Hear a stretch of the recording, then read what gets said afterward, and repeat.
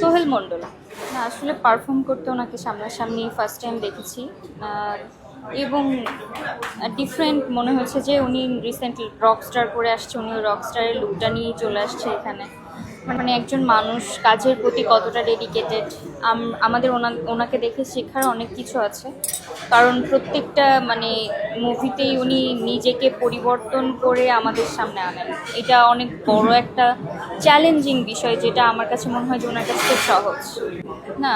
আসলে ওনার ভাইয়াকে সামনাসামনি কখনো এভাবে এত কাছ থেকে দেখা হয়নি।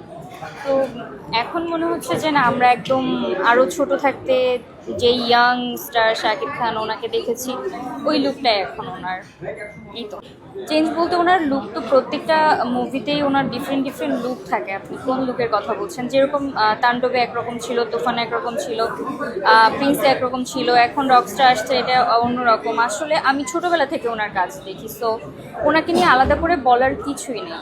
উনি ওনার পরিশ্রম, ওনার ডেডিকেশন অ্যান্ড ওনার হচ্ছে চেষ্টা দিয়ে উনি নিজেকে অন্যান্য পর্যায়ে নিয়ে গেছে। সো ওনাকে নিয়ে আমি কথা বলার মানে যতই বলি না কেন কম হয়ে যাবে। সুতরাং এই বিষয়টা বাদ দিয়ে আমরা অন্য বিষয়ে কথা বলি। আপু, শাকিব খানের সাথে অভিনয় করার মতন ইচ্ছা আছে কিনা? দেখেন, এই প্রশ্নটা মনে হয় যতবার ইন্টারভিউ দিয়েছি প্রত্যেকবার এই প্রশ্নটা আমি পেয়েছি। আজকে তো সামনে ছিল। হ্যাঁ, প্রত্যেকবারই পেয়েছি। তো কথা হচ্ছে, একজন মেগাস্টার, ওনার সাথে আমার কাজ করার ইচ্ছা কেন থাকবে না? অবশ্যই আছে।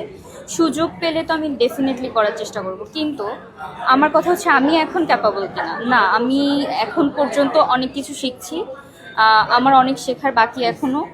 আমি এখনও মনে করছি না যে আসলে আমি ওনার সাথে স্ক্রিন শেয়ার করার জন্য রেডি, বা ওরকম একটা জায়গাতে নিজেকে চিন্তা করব। আস্তে আস্তে হয়তো আমার জায়গা আমি নিজে তৈরি করার পর আমি ভাবতে পারবো যে একজন মেগাস্টারের সাথে আমি কাজ করতে পারবো। এটা খুবই মানে একটা দ্বিধাদ্বন্দ্বে পড়ে যায় এই প্রশ্নটা আসলে, যে ওনার সাথে আসলে স্ক্রিন শেয়ার এটা কি আসলে সবার দ্বারা পসিবল? এটা সবার দ্বারা সম্ভব? ওনার 24-25 বছরের একটা ক্যারিয়ার, উনি কি আসলে যে কারোর সাথেই কাজ করবেন? আমি সবেমাত্র আমার জার্নিটা স্টার্ট করেছি অভিনয়ের। সো আমি কতটুকু যোগ্য ওনার সাথে কাজ করার জন্য, আমি আগে নিজেকে তৈরি করি, তারপরে আমি বলতে পারবো যে হ্যাঁ অবশ্যই করবো। আমার যোগ্যতা থাকলে, আমার সুযোগ আসলে কেন না? হ্যাঁ, অনেক কিছু দেখা হয়।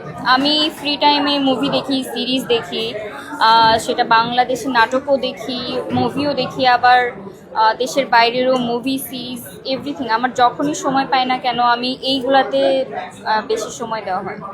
হ্যাঁ, আমি তো নিজে আমার ফেসবুক পেজে হচ্ছে রাজ ভাইয়াকে মেনশন করে পোস্ট দিয়েছিলাম, এবং ভাইয়া আমাকে এটার জন্য রিপ্লাইও করেছিল। সো উনি আসলে ওনার জায়গা থেকে আমি বলতে পারি যে সাকসেস, কারণ নাটকের বেশ কিছু